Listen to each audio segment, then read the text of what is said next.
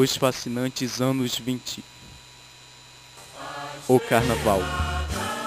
Com a chegada da família real e da corte portuguesa, o Carnaval foi introduzido no Brasil. Inicialmente, era uma festa exclusivamente da elite portuguesa, marcada por grande luxúria.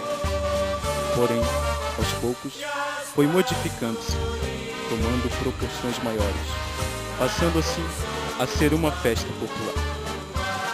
Já nos anos 20, o Carnaval dividia-se em 3 diferentes tipos: o dos negros e dos pobres, na Praça 11, a dos remediados, na Avenida Central, e a dos ricos, nos grandes clubes e nos fortes, que eram os desfiles em carros. Nos grandes clubes eram realizados os bailes carnavalescos da elite da época. O ambiente era marcado por detalhes luxuosos, tanto dos brincantes como das máscaras, que eram confeccionadas em várias formas e tipos, especialmente para o baile de máscara. Nesses bailes, os brincantes divertiam-se ao som de um gênero criado exclusivamente para o carnaval, a marchinha. A marchinha, com seu ritmo cadenciado e alegre, foi invadindo todos os salões, tornando-se um verdadeiro sucesso. Composições como O Abre Alas, que foi uma das primeiras marchinhas, entre outras, espalharam-se e mostraram o talento brasileiro. Compositores e artistas como Lamartine, Ari Barroso, Carmen Miranda surgiram posteriormente, aproveitando e divulgando o ritmo dançante da marchinha. Do outro lado, tínhamos o Carnaval dos Pobres, que se apresentavam principalmente na Praça 11 e arredores.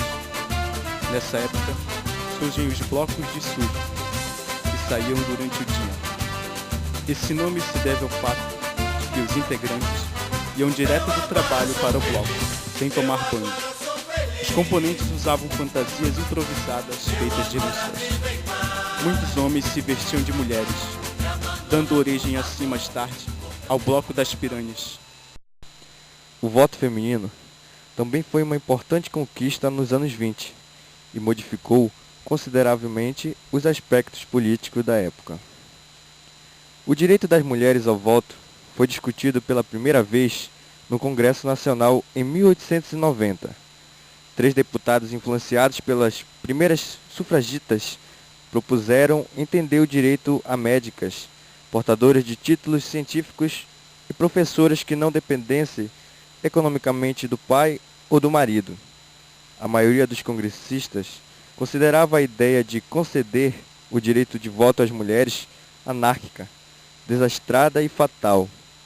A emenda foi derrotada. O movimento sufragista feminino ressurgiu em 1914, puxado pelo discurso de esquerda de uma das primeiras jornalistas do país, a carioca Eugênia Moreira. Aos 16 anos, ela frequentava ambientes exclusivamente masculinos e escrevia artigos em que defendia que a mulher será livre somente no dia em que escolher seus representantes. Em 1917, a professora Deolinda Daltro promoveu uma passeata de mulheres pelo direito ao voto. Estava aberto o caminho para quebrar a resistência à participação das mulheres na política. Um caminho que se revela árduo até hoje. Em 1918, a bióloga paulista Berta Lutz lidera um movimento decisivo para a conquista do voto pelas mulheres. Ela retornou de uma viagem à Europa, onde havia conhecido a campanha sufragista inglesa e tivera contato com as feministas norte-americanas ao representar o Brasil na Conferência Pan-Americana de Mulheres, evento que repercutiu no mundo inteiro pelo seu caráter de defesa da igualdade política. O argumento de Berta para convencer as brasileiras a lutar pelo voto nada tinha a ver com o comportamento rebelde da ala anarquista do feminismo. O voto, dizia, representa a afirmação da cidadania das mulheres, que podem conquistar igualdade de salários e de oportunidades na educação e nos outros setores da vida. Em 1927, a professora Celina Guimarães Viana obteve o primeiro título de eleitor feminino na cidade de Mossoró, com base numa legislação estadual criada pelo então governador do Rio Grande do Norte, Juvenal Lamartine. As pressões do movimento sufragista, liderado por Berta Lutz, foram crescendo até 1932, quando todas as brasileiras maiores de idade passaram a ter direito de votar assegurado pelo Código Eleitoral promulgado por Getúlio Vargas. Os imigrantes.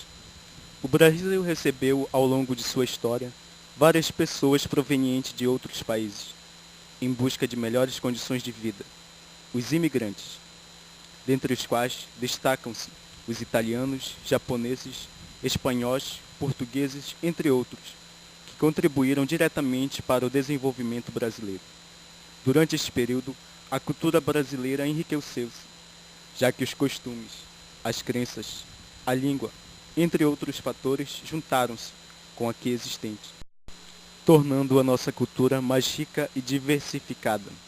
Os imigrantes contribuíram também para a formação étnica do Brasil, que possui traços herdados desses povos. Ao chegarem aqui, grande parte dos imigrantes iam trabalhar nas pequenas e médias propriedades rurais ou urbanas. Outra parte trabalhava como operários da construção civil ou na indústria têxtil. Posse de Arthur Bernardes. Arthur Bernardes assumiu o poder no ano de 1922. Arthur Bernardes conseguiu que o Congresso efetuasse uma reforma constitucional, fortalecendo a União e dando mais poderes ao Executivo. A repressão foi a marca de seu governo, mas apesar disso, a onda de insatisfação aumentava, pronunciando o fim da República Velha. Dentre as revoltas, destaque-se o tenentismo. O tenentismo foi o choque entre poder civil e poder militar, pois a revolta partia dos cadetes, tenentes e capitães. O descontentamento da oficialidade jovem se daria a vários fatores como: o exército se encontrava abandonado, sem material, e o governo só lhe atribuía missões humilhantes, como depor governadores que não se enquadravam na política dominante. Os jovens sofriam influência das ideias industrialistas e nacionalistas que se desenvolveram no país, principalmente depois da Primeira Guerra Mundial. Os tenentes queriam moralizar a vida política brasileira. Por fim, a corrupção eleitoral. Queriam deixar de ser jagunços das oligarquias. Tinham ideias progressistas e, ao mesmo tempo, conservadoras. Os levantes tenentistas que abalaram a República Velha foram os seguintes: os 18 do Forte. A primeira revolta tenentista ocorreu depois da eleição de 1922, em que saiu vencedor, como sempre, o candidato da situação Bernardes. Durante a campanha, o jornal carioca Correio da Manhã recebeu algumas cartas ofensivas ao exército e ao marechal Hermes. Traziam a assinatura de Arthur Bernardes. O clube militar decidiu impedir a posse dele. Os tenentes planejaram derrubar Epitácio Pessoa. No dia 5 de julho de 1922, eles tomariam os quartéis e exigiriam a renúncia. No dia marcado, só a escola militar e o forte de Copacabana se levantaram. Cercados, os revoltosos se entregaram, mas 18 tenentes do forte decidiram enfrentar o governo oligárquico e saíram caminhando pela praia. Foram atacados. Apenas 2 sobreviveram: Eduardo Gomes e Siqueira Campos.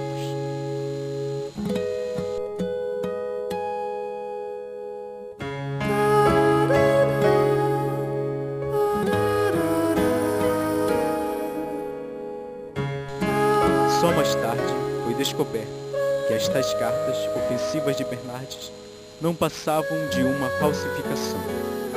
A coluna guerrilheira, que ficaria conhecida como Coluna Prestes, saiu de Alegrete, com o reforço dos oficiais paulistas.